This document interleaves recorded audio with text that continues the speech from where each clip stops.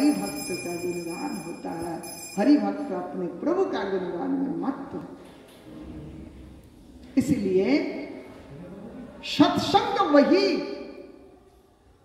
जहां हरि कीर्तन होता है, सद वस्तु के बारे में चर्चा होती, उसी को सत्संग कहा जाए। तो सद वस्तु कौन है? हम जो बैठे हुए सब असत है, कल सब चला जाएगा। ये जितने चेहरा हमारे सामने हैं कोई नहीं रहेंगे। इस संसार की कोई वस्तु टिकाऊ नहीं है, गुब्बारा जैसे फूला हुआ है, कब फूट जाएगा कोई भरोसा नहीं। इसी धरती में सब चीज ऐसे ये नश्वर देहस्तिमांश रुधिरे भीमतिम त्यजत्वाम जाया शुतादिशु सदा ममताम विमुंच पश्य निशम जगदिदम खनभंगु निष्ठम। ये जगत क्या है? खनभंगु। वैराग्य राग रसिको भव भक्ति निष्ठ। ये क्षणभंगुर है, टिकने वाला नहीं है, रहने वाला नहीं है, साथ देने वाला नहीं है। ये तो व्यवहारिक है, व्यवहार करो ठीक है। इसलिए इस जगत में उसी प्रकार से रहना जैसे जल में नौका, जल में नौका शोभा देता है, जल में नौका शोभा देता है, लेकिन नौका में जल डराता है। नौका में जल हो गया तो सब डरेंगे कि नहीं?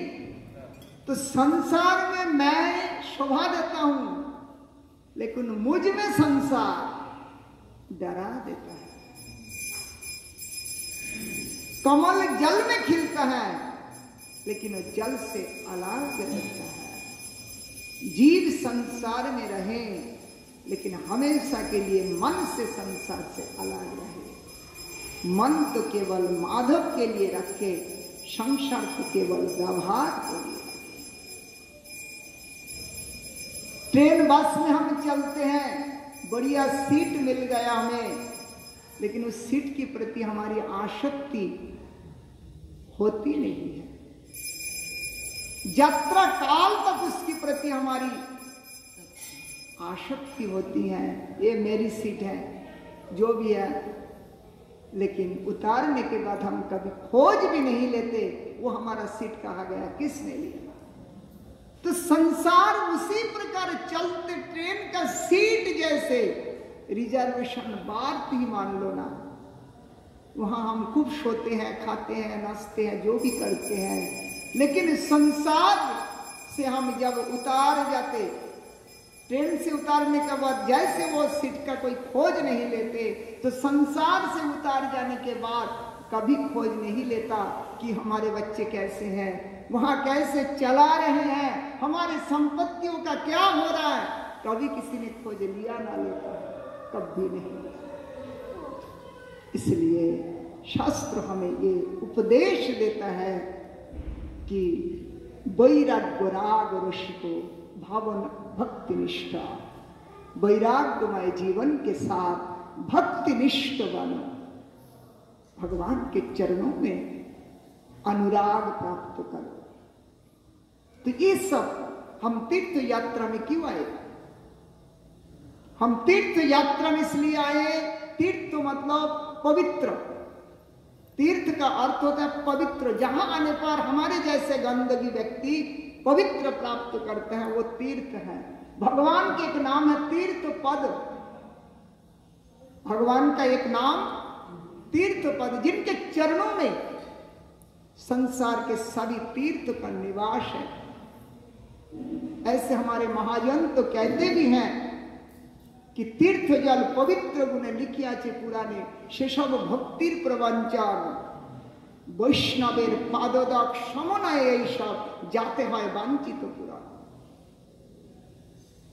तीर्थ जल पवित्र, लेकिन उससे भी पवित्र है एक शुद्ध हरि भक्त का चरणों का जल। वो तीर्थ से कम नहीं है, बल्कि तीर्थ से बढ़कर कोई गुना आगे है। महाभारत के युद्ध के समाप्त, तब विदुर जी पहुंचे हस्तिनापुर। युद्ध से पहले विदुर जी तीर्थ यात्रा में निकले। भारत के सभी तीर्थ दर्शन करते हुए जब अयोध्या, मथुरा, माया सभी तीर्थ को दर्शन करते हुए, पवित्र करते हुए हस्तिनापुर में पहुंचे, तब युधिष्ठिर महाराज एक छत्र सम्राट बने, संसार के चक्रवर्ती सम्राट, परंतु अब उनके भाइयों का सारे निधन हो चुका। हजारों स्त्रियां विधवा हुई, हजारों बच्चे अनाथ हुए, हजारों माताओं पुत्रहीन शोकाग्रस्त। ऐसे परिस्थिति में जब विदुर जी पहुंचे तो राजा युधिष्ठिर महाराज उनके चरणों में गिर पड़े। पितृत्व कहकर संबोधन करते हुए उनसे कहा कि प्रभु, आप अपने हृदय में वो तीर्थपति जो है उनको बैठाया, मतलब गोविंद को बैठाया। गोविंद का भक्त है, अनन्य भक्त, तो आप तीर्थ में जाके क्या पवित्रता प्राप्त करेंगे? तीर्थ यात्रा परिश्रम, केवल मनेर भ्रम, सार करो गोविंद चरण। हम आए, खूब घूम फिर के यहाँ के बढ़िया चीज क्या मिलता है खा पी के चले गए। हम तीर्थ यात्रा करके आए। क्या वो तीर्थ यात्रा कहा जाता? जहां गोविंद चरण स्पर्श नहीं होता मन वाणी के द्वारा, वो तीर्थ यात्रा नहीं कहा जाता। इसलिए हम तीर्थ में आए, ये हमेशा विचार रखना। ये हम खरीदने नहीं आए, घर के लिए खरीदेंगे, बिल्कुल नहीं। बहुत कुछ खरीदा पूरी जिंदगी में। हमें यहां वैष्णव अनुगत्य में जहां जहां लेके जाएंगे वही वही देखेंगे, जहां कराएंगे हम वही करेंगे। हमारा आत्मिक कल्याण के लिए हम दायी नहीं है, हमारे गुरुजन हमारे ऊपर प्रेरणा प्रदान करेंगे, उस हिसाब से हम करेंगे। तो भक्तजन, हम यहां आए कुछ परमार्थ कमाने के लिए। हमारी भावना है हरि के चरणों के साथ जोड़ने के लिए,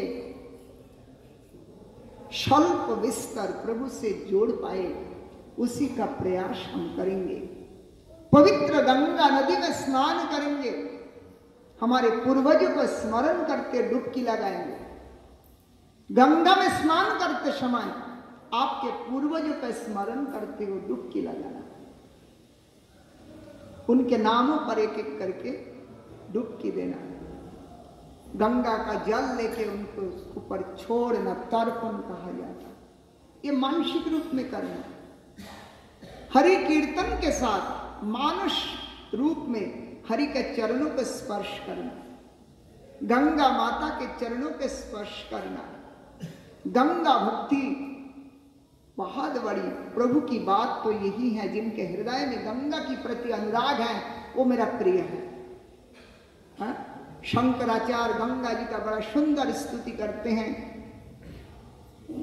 ये जो गंगा जी बह रही हैं, इनकी स्तुति करते कि त्रिभुवन को जो पावन करने वाली गंगा, वो गंगा के निकट में कोई पहुंचता है, गंगा गंगा का उच्चारण भी कोई करता है, उनके जल में मगरमच्छ से लेके कितने भी जल जंतु रहता है, बोला वो मरने के बाद उसका पुनर्जन्म नहीं होता।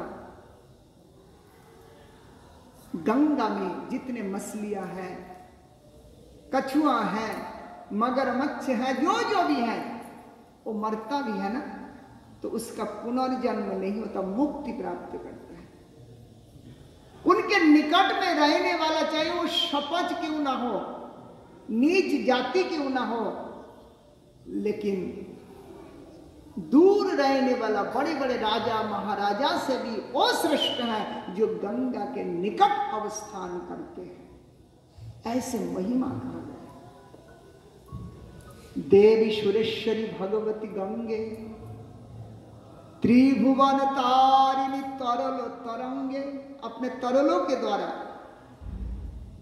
तरल तरंगों के माध्यम से त्रिभुवन को पवित्र कर रही हैं।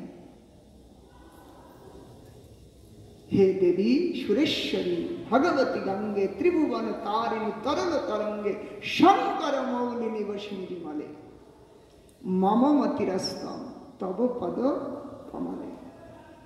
गंगा के चरणों में हमारी भक्ति हो। गंगा, गीता, गोविंद, गोमाता, ये सब पवित्र शब्द है। ये जिह्वा स्पर्श मात्र जीव को पवित्र करता है। इन सब सुबह सुबह हम गीता का स्मरण करें, गो माता का स्मरण करें, गोविंद का स्मरण करें, हैं? गंगा माता का स्मरण करें। तो इस प्रकार हमारे जीवन को पवित्र की ओर ले जाना है। यही तो मुक्ति का द्वार है। तीर्थ में हम क्यों आते हैं? तो वही शब्द युधिष्ठिर महाराज ने विदुर जी को कहा। विदुर जी, हे पितृव्य, आप तीर्थ यात्रा में निकल गए। अगर उस समय आप तीर्थ यात्रा में नहीं जाते तो शायद ऐसे भयानक महायुद्ध नहीं होता।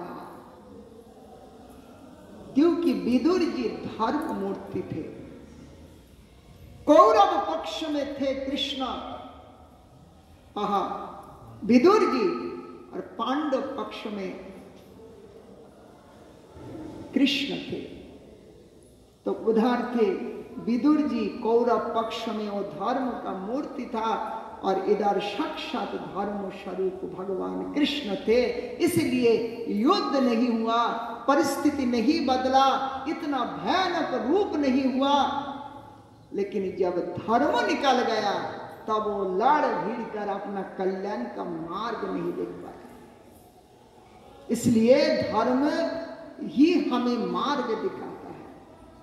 धर्मेण ही अधिको तेषां धर्महीना पशु विषमाना। धर्म ही हमारा जीवन का सार है। जिसके साथ धर्म ही नहीं रहा उनको तो मनुष्य से अलग किया गया। इसलिए युधिष्ठिर महाराज विदुर जी को प्रणाम करते हुए कहा, भवद्विदा भागवता तीर्थीभूत स्वयं प्रभो तीर्थी कुर्वन्ति तीर्थानि शांतस्तेन गदाभृता। जिनका मन माधव के चरणों में, माधव जिनके हृदय में निवास कर रहे हैं, उनको तीर्थ पवित्र नहीं कर पाता, बल्कि वो तीर्थ को पवित्र करने तीर्थ में जाते हैं। तीर्थी कुर्वन्ति तीर्थानि, तीर्थ को भी पवित्र करते हैं जब शुद्ध कोई हरि भक्त तीर्थ में यात्रा करते हैं। इतना महिमा एक हरि भक्त का है। पुराणों का ये शब्द है। जब धरती पर उतर रही थी गंगा तो भगीरथ जी से कहने लगे, बेटा धरती पर जाऊंगी तो सारे दुराचार हमारे ऊपर अत्याचार करेगा। गंगा में जाके इतना तक घुटना तक पैर लटकाते हुए बैठा है, हमने बहुत देखा। वहां जाके कुल्ला करते हैं, थूक फेंकता है, कदापि नहीं। तोइलो मर्दन करके तेल लगा के स्नान नहीं करना, तीर्थ स्नान नहीं है वो। वहां जाके हाथ पैर में कपड़ा से नहीं मल मल के स्नान करना। तीर्थ स्नान का महिमा तो इतना कहा, अगर हमारे तिलक है तो स्नान करने के बाद भी तिलक ना धो जाए। हम गंदगी फैलाने नहीं आए। करोड़ों लोग आते हैं यहां गंदगी कर जाते। तीर्थ मलिन क्यों होता है? यहां आके हम कितने देखो मलमूत्र त्याग करते हैं, पुराना कपड़ा भी छोड़ के जाते हैं, यहाँ साबुन लगाते हैं, तेल लगा के, बिल्कुल कदापि नहीं। वो तीर्थ यात्रा नहीं कहा गया, वो तीर्थ स्नान नहीं कहा। बिल्कुल पवित्र भाव से भगवत स्मरण के साथ गंगा में, यमुना में, कोई तीर्थ कुंड आदि में स्नान करना है। तीर्थ स्नान का ये नियम है। कभी कुल्ला नहीं करना, मुंह में जल लिया थूक दिया, ये तीर्थ स्नान नहीं। पैर नहीं लगाना, पहले जाके प्रणाम करके गंगा जल अपने सिर पर लगाना, उनसे प्रार्थना करना कि मां आप में स्नान करने का क्या मैं अधिकारी हूं? आप ही के आज्ञा से, आप ही की अनुमति से मैं स्नान करने जा रहा हूं। ऐसे भावना से, ऐसे भावना से हमें तीर्थ में स्नान करना है। और तीर्थ स्नान से पहले हमारे पूर्वजों को भी आह्वान करना है। क्या ये आप लोग भी, आप लोगों के नाम पर भी हम स्नान कर रहे हैं, आप लोगों का आशीर्वाद से हम यहाँ पहुंचे हैं। आपके धरोहर मैं हूँ, तो आप ही के उद्देश्य में मैं भी थोड़ा गंगा का स्पर्श कर, गंगा का, तो ये सब हमारे लिए बहुत लाभदायी होता है। तो हम तीर्थ आए ये सब काम के लिए ध्यान रखना है। तो ऐसे तीर्थ एक हरि भक्त तीर्थ को पवित्र करते, बल्कि तीर्थ हरि भक्त को पवित्र नहीं कर पाते। तो गंगा माता जब आने लगी तो भगीरथ से कहा कोई पापी लोग पाप छोड़ते जाएंगे तो हम पाप का बोझ लेके कहां जाएंगे? भगीरथ जी ने कहा माता केवल पापियों अपने आपके जल में स्नान करेंगे, कोई पुण्यात्मा महात्मा संत पुरुष स्नान नहीं करेंगे? तो करोड़ों का पापियों का पाप इकट्ठा क्यों ना हो, एक कोई शुद्ध हरि भक्त आपके जल में डुबकी लगाएगा तो उसी क्षण आपके करोड़ों का पाप एक साथ समाप्त हो जाएगा। तो ऐसे पवित्र हरि भक्त हैं और उन्हीं के साथ हम आए दर्शन करने, तो दर्शन का पूर्ण फल मिलता है। यहाँ हम घूमने नहीं आए, यहाँ हम खाने पीने नहीं आए, कष्ट होता है। हमारे गुरुजी 30 बार बद्रीनाथ केदारनाथ गए और वो भी ये ऋषिकेश से चलना पड़ता है, आगे बस नहीं जाता, रास्ता नहीं बनी, ऋषिकेश से चल चल के जाते थे। ऐसे महापुरुषों का भूमि था है। हम एक बार आए, यही केदारनाथ बद्रीनाथ जा रहे थे, तो हमारी बस गंगा जी के किनारे रुके। हम उतरे तो लोग ने कहा कि यहाँ संत महात्मा रहते हैं गुहा में। तो मैं खुद पहुंचे उसके भीतर, काफी लंबा गुफा था, अंधेरा था, एक दीपक जल रहा था भीतर, और वहां जाके देखा ऐसे 5-7 साधु लोग बैठे हैं, वही तपस्या में हैं।